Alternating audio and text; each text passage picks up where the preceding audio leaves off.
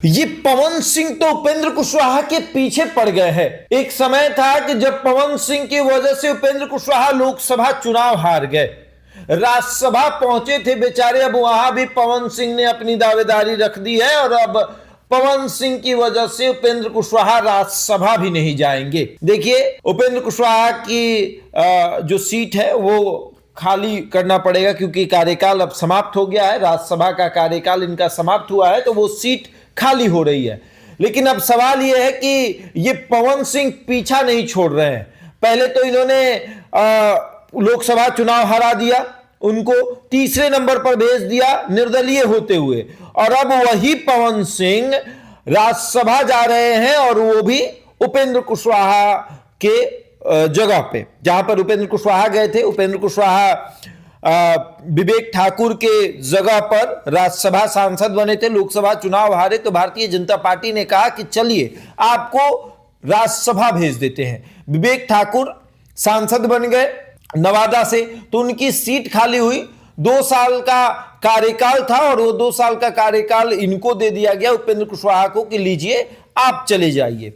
लेकिन उपेंद्र कुशवाहा की किस्मत खराब, बहुत कम समय के लिए रिचार्ज किया गया। अब वो रिचार्ज समाप्त हुआ है और भाजपा कह रही है कि वो रिचार्ज अब हम आपका नहीं करेंगे, वो रिचार्ज अब पवन सिंह कराना चाहते हैं। अब उपेंद्र कुशवाहा को लग रहा है कि ये पवन कहीं भी मेरा पीछा छोड़ेंगे नहीं। क्या करेंगे पवन सिंह, कैसे इनको सेट किया जाए? ये वही पवन सिंह है। जब पवन सिंह उपेंद्र कुशवाहा से मिलने गए तो लोगों ने कहा कि देखिए पावर यहीं से शुरू होता है, उपेंद्र कुशवाहा के पास से। आज उसी उपेंद्र कुशवाहा के लिए पवन सिंह फिर से मुसीबत बन गए हैं, क्योंकि अब पवन सिंह का नाम चल रहा है राज्यसभा जाने के लिए। 4 सीटें खाली हुई हैं, 2 सीटें जेडीयू की हैं। ऐसे तो 5 सीटें हैं, 2 सीटें जेडीयू अपना उम्मीदवार वहां पर भेज देगा कि भैया अब हम भेजते हैं। उसके बाद एक उपेंद्र कुशवाहा है, राजद की सीटें जो है वो खाली हुई है, और भाजपा जो है अब एक राज्यसभा के तौर पर नितिन नवीन को बनाने जा रही है। राज्यसभा सांसद बनाना जरूरी है, अब उनको केंद्र देखना है। अब उनको भाजपा का राष्ट्रीय कार्यकारी अध्यक्ष बनाया गया तो उनको दिल्ली रहना है, तो बिहार में तो रहेंगे नहीं, मंत्री पद से इस्तीफा दे दिए हैं, विधानसभा सीट भी खाली हो जाएगी। तो ऐसे में उनको अब दिल्ली जाना है, राज्यसभा जाना है, तो राज्यसभा उनको एक सीट पर भेजा जाएगा। उपेंद्र कुशवाहा की जो सीटें हैं उस पर पवन सिंह का नाम बहुत तेजी से आगे चल रहा है।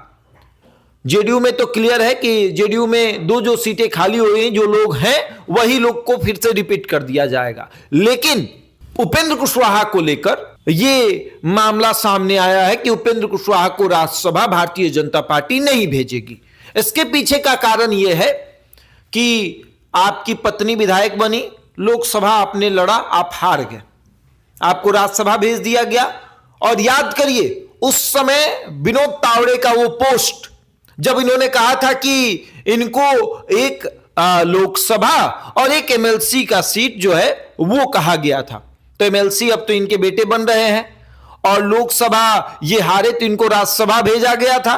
तो उस स्थिति में तो अब राज्यसभा खाली करना पड़ेगा, नहीं तो बेटे को एमएलसी पद से हटाना पड़ेगा। अभी तो पद ही नहीं मिला, मंत्री पद से हटाना पड़ेगा। 6 महीने के भीतर आपको एमएलसी या विधायक बनना होता है। मंत्री बनने के बाद आप बिना किसी पद पर रहे मंत्री बन सकते हैं 6 महीने तक।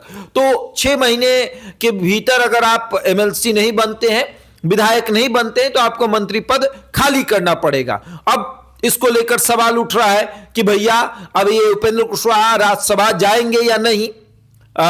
और पवन सिंह जो है 44 सीटों पर चुनाव प्रचार करते हैं विधानसभा में, और 41 सीट पर जीत हासिल होती है, 3 सीट पर जीत हासिल नहीं होती है। तो ये भी एक बड़ा परसेप्शन बना हुआ है कि पवन सिंह की वजह से भाजपा की जीत हुई है।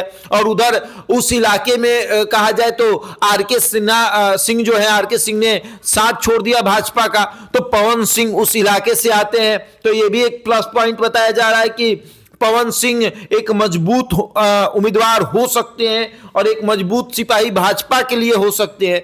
तब भाजपा देख रही है कि किस तरीके से साधा जाए। लेकिन उपेंद्र कुशवाहा के लिए हर बार पवन सिंह मुसीबत बन जाते हैं, ये तो तय है। पवन सिंह राज्यसभा जा रहे हैं, उपेंद्र कुशवाहा को इस बार राज्यसभा नहीं भेजा जाएगा, यह भी तय मानिए। बहरहाल इस खबर में इतना ही। बने रहे हमारे साथ और देखते रहे द इंडिया टॉप।